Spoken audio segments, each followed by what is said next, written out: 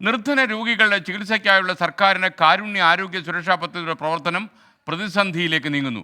കോടികൾ കുടിശ്ശികയായതോടെ സ്വകാര്യ ആശുപത്രികൾ ഈ പദ്ധതിയിൽ നിന്ന് പിൻവാങ്ങുന്നു.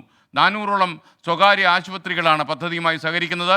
മലപ്പുറം ജില്ലയിൽ മാത്രം 100 കോടിയോളം രൂപ സ്വകാര്യ ആശുപത്രികൾക്ക് സർക്കാർ കുടിശ്ശികയായി നൽകാനുണ്ട്.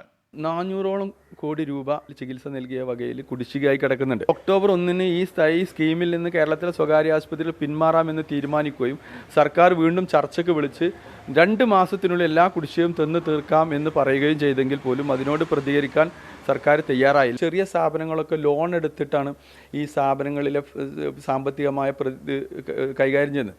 ദൈനംദിനം കോസ്റ്റുകൾ കൂടിക്കൊണ്ടിരിക്കുകയാണ്. ഏകദേശം 150ഓളം സ്ഥാപനങ്ങൾ ഇന്ന് ഈ സ്കീമിൽ നിന്ന് പിന്മാറിയിട്ടുണ്ട്. ദരിദ്ര രേഖയിൽ താഴെയുള്ള കുടുംബങ്ങളുണ്ട്.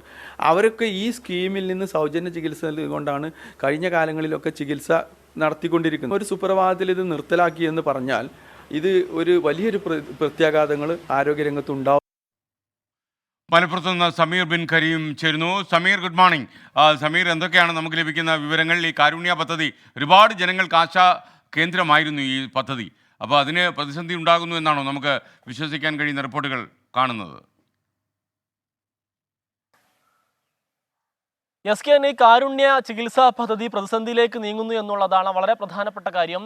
64 ലക്ഷത്തോളം ആളുകൾക്ക് 5 ലക്ഷം രൂപ പ്രതിവർഷം ചികിത്സക്കായി ലഭിക്കുന്ന പദ്ധതിയാണ് ഈ കാരുണ്യ പദ്ധതി എന്നുള്ളത്. അതോടൊപ്പം തന്നെ കേന്ദ്ര സംസ്ഥാന ആരോഗ്യ പദ്ധതികൾ സംയോജിപ്പിച്ചുകൊണ്ട് നടപ്പിലാക്കുന്നതാണ് ഈ കാരുണ്യ പദ്ധതി.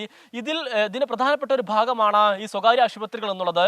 നിലവിൽ സ്വകാര്യ ആശുപത്രികൾക്ക് 400 കോടിയിലധികം രൂപയാണ് സർക്കാർ കുടിശ്ശികയായി നൽകാനുള്ളത് എന്നുള്ളതാണ് വളരെ പ്രധാനപ്പെട്ട കാര്യം. കഴിഞ്ഞ ഒക്ടോബറിൽ ഈ കുടിശ്ശിക ആയതുകൊണ്ട് തന്നെ കഴിഞ്ഞ ഒക്ടോബറിൽ ഈ സ്വകാര്യ ആശുപത്രികൾ പദ്ധതിയിൽ നിന്നും പിന്മാറാൻ വേണ്ടി തീരുമാനിച്ചിരുന്നു. അന്ന് സർക്കാർ ഇടപെട്ടുകൊണ്ട് ചർച്ച നടത്തിയ ആശുപത്രി ഉടമകളോട് പറഞ്ഞത് 2 മാസത്തിനകം തന്നെ ഇവരുടെ കുടിശ്ശിക തീർക്കാമെന്നുള്ളതായിരുന്നു. പക്ഷേ നാമമാത്രമായ തുക മാത്രമാണ് നിലവിൽ ഈ സ്വകാര്യ ആശുപത്രികൾക്ക് ലഭിച്ചിരിക്കുന്നത്. 2 മാസം കഴിഞ്ഞിട്ടും കാര്യമായിട്ടുള്ള ഫണ്ട് ലഭിക്കാത്ത സാഹചര്യത്തിലാണ് ഈ പദ്ധതിയിൽ നിന്നും ഇവർ പിന്മാറാൻ ഒരുങ്ങുന്നത് എന്നുള്ളതാണ് വളരെ പ്രധാനപ്പെട്ട കാര്യം.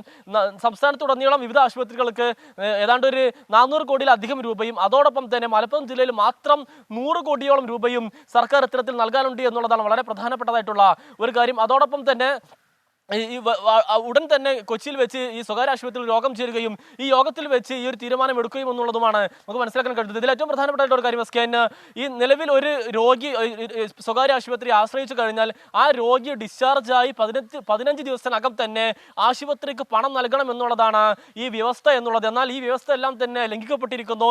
മാസങ്ങളോളമുള്ള കുടിശ്ശികയാണ് ഇത്തരത്തിൽ ഇവർക്ക് നൽകാനുള്ളത് എന്നുള്ളതാണ് പ്രധാനപ്പെട്ട കാര്യം. Okay, thank you Sameer Bin Kareem.